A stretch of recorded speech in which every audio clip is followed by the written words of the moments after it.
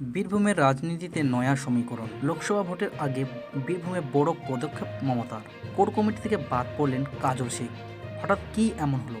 নমস্কার প্রিয় দর্শক, আপনারা দেখছেন বিশ্ব খবর ইউটিউব চ্যানেল। লোকসভা নির্বাচনের আগে বড় পদক্ষেপ মমতার। ভেঙে দেওয়া হলো বীরভূমের কোর কমিটি। জেলায় একসময় অনুব্রত মণ্ডল ছিলেন শেষ কথা।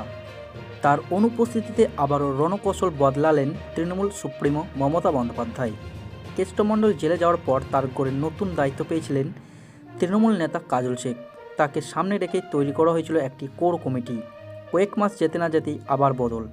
এবার কোর কমিটি থেকেই বাদ পড়লেন কাজল শেখ। 9 জনের কোর কমিটি ভেঙে 5 জনের নতুন কোর কমিটি তৈরি করা হয়েছে। ভোটের আগে এই সিদ্ধান্ত অত্যন্ত তাৎপর্যপূর্ণ বলে মনে করা হচ্ছে। গত কয়েকদিন ধরেই জেলা ধরে ধরে সাংগঠনিক বৈঠক করছেন দলনেত্রী। মঙ্গলবার বৈঠক ছিল বীরভূমের সংগঠন নিয়ে। সেখানেই বড় রদবদলের কথা ঘোষণা করেছেন মমতা বন্দ্যোপাধ্যায়। নতুন কোর কমিটিতে রাখা হয়েছে চন্দ্রনাথ সিংহ, বিকাশ রায়চৌধুরী, অভিজিৎ রায়চৌধুরী, সুদীপ্ত ও আশিস বন্দ্যোপাধ্যায়কে। অনুব্রত মণ্ডল ও কাজল শেখ বিরোধী গোষ্ঠীর নেতা বলেই পরিচিত বীরভূমে। তাই কাজল শেখ গুরুদায়িত্ব পাওয়ার পর প্রশ্ন উঠতে শুরু করে, কেষ্টমণ্ডলের প্রভাব কি কমছে? ভোটের মুখে কার্যত উল্টে গেল সেই সমীকরণ। কাজল শেখকে শুধুমাত্র নানুরের দায়িত্ব দেওয়া হয়েছে বলে সূত্রের খবর।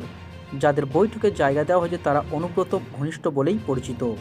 ফলে শারীরিকভাবে অনুব্রত উপস্থিত না থাকলেও তার প্রভাব যে আবার প্রকট হচ্ছে তেমনটাই মনে করা হচ্ছে রাজনৈতিক মহলে। লোকসভা নির্বাচনের আগে কাজলের এই ক্ষমতা খর্ব করা অত্যন্ত গুরুত্বপূর্ণ বলেই মনে করছে ওয়াকিবহল মহল। পাশাপাশি এদিনের বৈঠকে ফের একবার অনুব্রত মণ্ডলের পাশে থাকার বার্তা দিয়েছেন দলনেত্রী।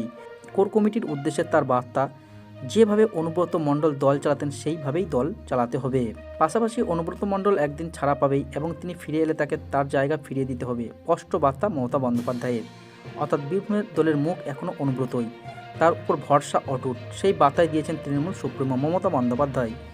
এখন দেখার ওই কোর কমিটি কীভাবে কাজ করে এবং আসন্ন লোকসভা নির্বাচনে বীরভূমে কেমন ফলাফল করবে তৃণমূল। তো প্রিয় দর্শক, এই ছিল আজকের আপডেট ভিডিও। এই ধরনের প্রতিনিয়ত রাজনৈতিক খবর দেখার জন্য সাবস্ক্রাইব করুন আমাদের ইউটিউব চ্যানেল বিশ্ব খবর। ভালো থাকবেন, সুস্থ থাকবেন।